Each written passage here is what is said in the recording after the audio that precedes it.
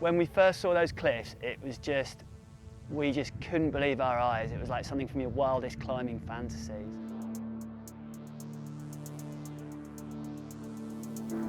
And we just couldn't understand why there was no one there and why so few of the crags had been properly developed. It was just, well, it just felt like we found paradise.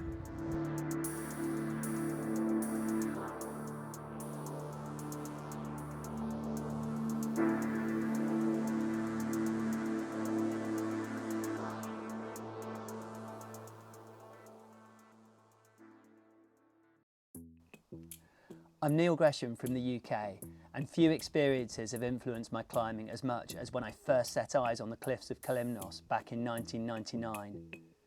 I'd come out with my friend Steve Golly to run coaching holidays, but on arrival we found less than 200 routes on the island and we were blown away by the sheer potential for new developments. So on those first coaching trips, it was complete madness. The clients were psyched out of their minds. We'd spend all day smashing out routes on the crag and then drop them off at the hotel in the afternoon, grab all the bolting gear and come back up and get involved in a load of new routing. It felt like we had the place virtually to ourselves for the first 5 years, but then of course the secret got out and the whole place just exploded. On one hand, it was a thrill to see people coming and enjoying the routes and also to see how it was benefiting the local communities. But on the other, I felt like I reached saturation point with new developments, and so I decided to turn my hand to other things. I didn't come back to Kalymnos for 15 years, and it wasn't until I turned 50 that I realised just how much I'd started missing the place. It saddened me that I realised I was just never going to go back on those routes again. So I decided to do something about it, and in 2024 I booked a trip with the mission statement of revisiting my top 10 Kalymnos new routes. So Aurora was one of the earliest lines that I bolted, and I remember being totally humbled by casting my eyes up at that giant amphitheatre and realising there was no routes on it. And I had pick of the bunch, and I just saw this line which appeared to blast straight up the middle, and it was connecting all these features, and it looked like it was going to go all the way to the top.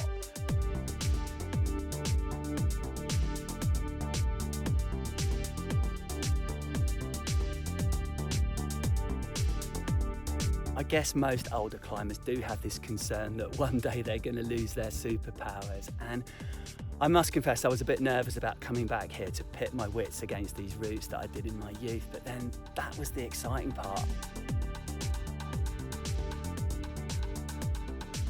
So naming new routes is often harder than climbing them, and in the case of this one I just had complete writer's block. I remember I was going to call it something really deep and meaningful, some sort of Greek philosophical term, but my friend Steve Bunting, who's a bit of a wise guy, just turned around to me and said, "Get over yourself, Gresham, just call it Two for King Pumped."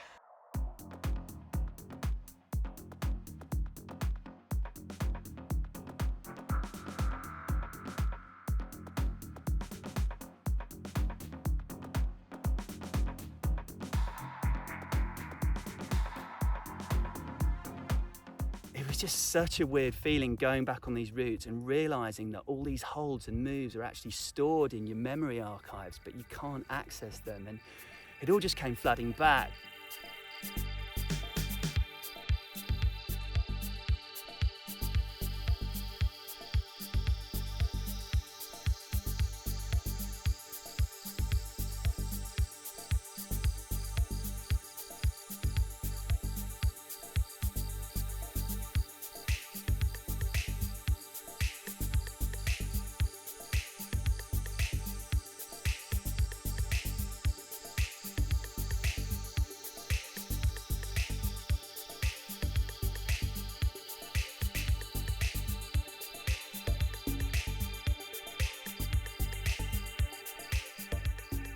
So for Steve and I, the whole Kalymnos thing was about so much more than just the climbing, because we made some lifelong friends during that period. The Papa Nicholas family, who own the Philoxenia Hotel, are like extended family to us, and they've certainly seen some changes on the island. So you were just a kid. I mean, you were like 4 years old or something when Steve and I first started coming here to put up new routes. For us, for the locals, the only people who were on the mountains were people with animals, you know, shepherds. Nobody else.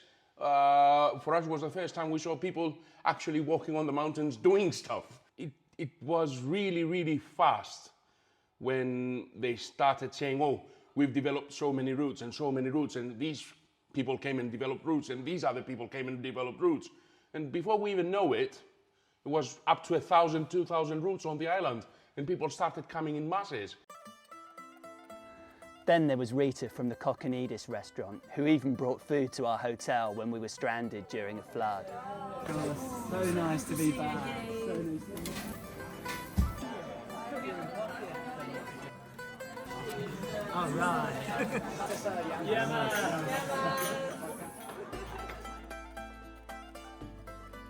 So I'd always look forward to the post-send ritual of painting the route name on the rock, and it was so nice to find my original inscriptions there on return. Afterwards, I'd always charge into town to find Steve and Sue McDonnell, who ran the Glaros bar, and then I'd write up the route in their new routes book.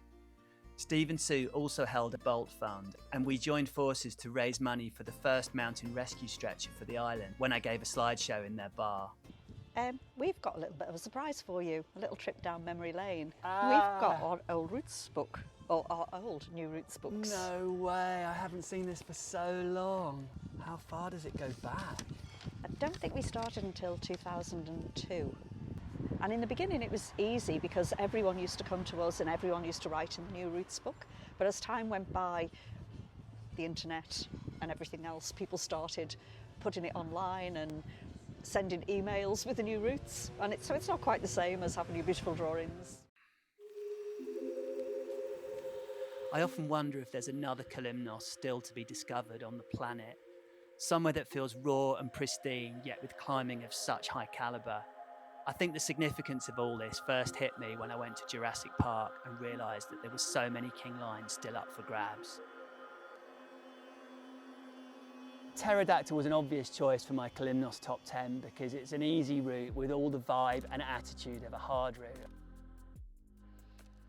Sometimes I think I was just on such a mission back then, just did the route, climbed it, moved on, but sometimes perhaps didn't stop to appreciate just how good some of these climbs are.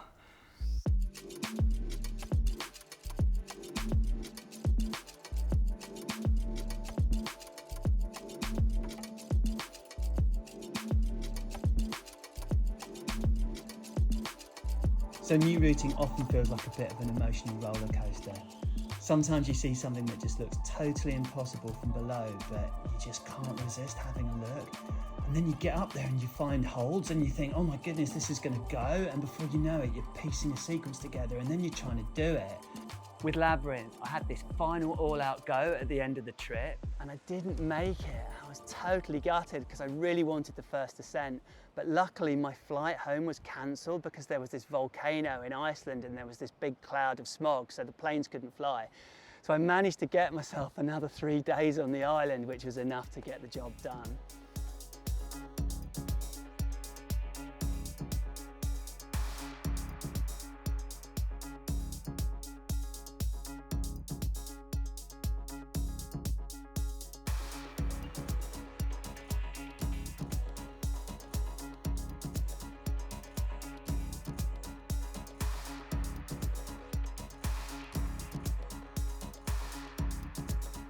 Yeah, I remember routes like Atlantis and Labyrinth being hard enough back in the day, so I was under no delusions that I was going to just return and smash them out in a single session. But yeah, it was nice to know that maybe given a bit more time, I might be able to repeat them again. Although I suppose in climbing, there's no such thing as maybe, is there?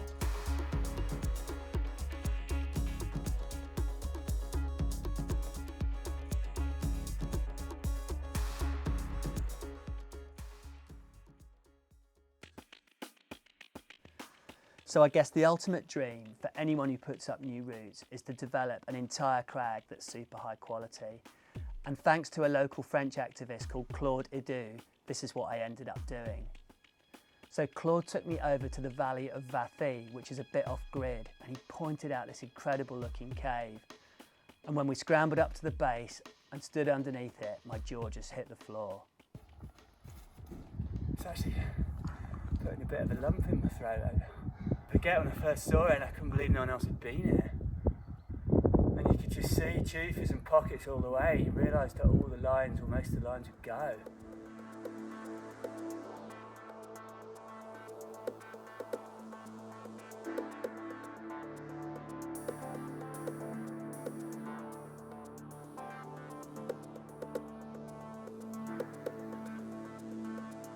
So I think initially you do new routes purely for the personal challenge of it, but then with the passage of time it dawns on you more that you just want others to enjoy these routes. They're like paintings or pieces of music. So for me it all went about circle when we bumped into Jen Wood on the island, and she said that she was keen to try some of my harder routes.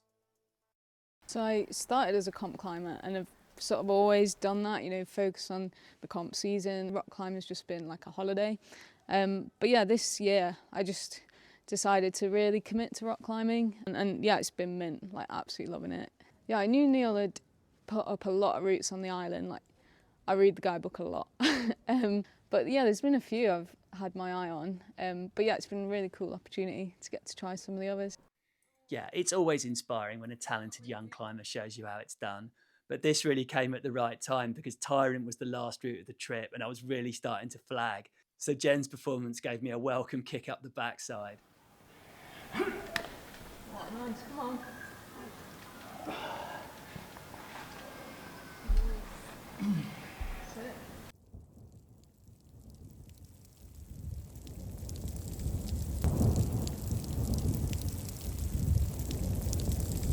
It's throwing thunder, lightning and hail and absolutely everything at us.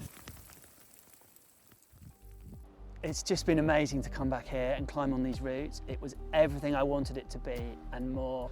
I mean, sure, I didn't climb them all, but that wasn't the point. I just really wanted to experience them again and just immerse myself in the climbing, and of course, to share it all with my friends.